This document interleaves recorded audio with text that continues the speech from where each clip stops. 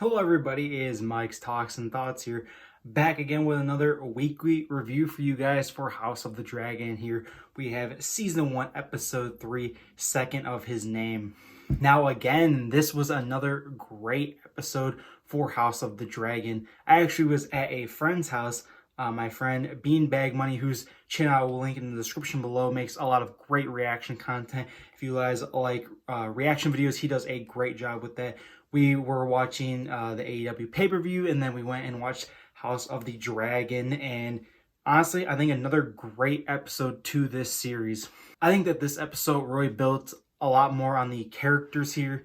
And one thing that I actually noticed here is we did not get the character changes for the time jump. We get like a 2 to 3 year time jump. I believe it's about three-year time jump here for Aegon II's birth here. We see he's 2 years old here at the time of the new time jump here.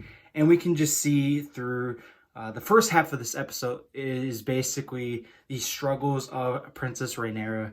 We see how she's still massively struggling even years later with her best friend, of course, marrying King Viserys here, and just feeling so much lost and hope lost pretty much.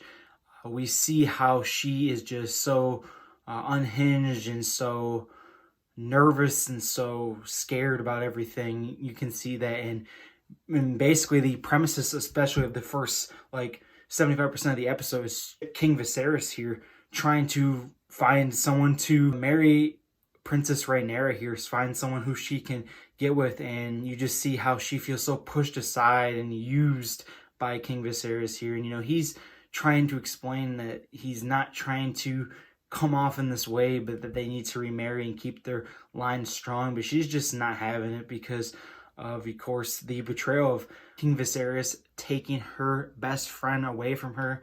And she's totally in the right here, I think. We were kind of talking about that in this episode, how we feel for Rhaenyra here. We feel her pain, and it's totally justified here. Her best friend being taken away and now being her stepmom. Kind of crazy to think about. And then we see here a new Lannister member here introduced, Jason Lannister, of course, and we see just his crazy suggestions here and how he really doesn't have much chemistry at all with Rhaenyra. But more importantly, Christian Cole here and Rhaenyra kind of have their own little conversations and kind of go off on their own. We see Christian, of course, chasing after her, and we get to see just them kind of building a bond more. That is mainly the first 75% of this episode, is basically focusing on the whole Rhaenyra, Alicent, and Viserys dilemma here. And of course, seeing the new child here, Aegon II here, of course, named after the famous Aegon the Conqueror here, who is very famous, of course, for being the person to take over Westeros, and of course with his 3 dragons. And then for the other half of the episode, or the other 25%, I should say, we get to see Daemon here, and he is basically, of course, trying to devise this plan to take out the crab feeder, and of course, Valerian, of course, is involved in this as well. And we get to see his sons grown up here. It's really crazy to see how everyone's changed, and just, even this little time jump here, we get to see just how much has changed in this time.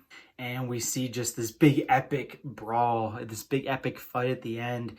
And it was awesome. It really brings back that Game of Thrones vibes with, of course, Season 6, Battle of the Bastards being my favorite episode of the show. Really bringing back that classic Game of Thrones fighting style feel. It was absolutely amazing to watch here. And it was easily the best part of the episode. I think that fighting was really great. I really care about Princess Rhaenyra, and I think he did a really great job of building these characters out more and more, as we want to get more development and feel emotion for these characters, which we are feeling here. But in this case here, I like the Rhaenyra stuff. It really gives a lot of depth to her character and more understanding. But when that's taking up 75% of the episode here, I really wish we would have been seeing more of Daemon and Corlys here and their fight against the crab feeder here. Daemon is, of course, my favorite character, and he's still becoming my favorite. I still think that he is just so charismatic, so charming, so crazy with his dragon. Was amazing to watch.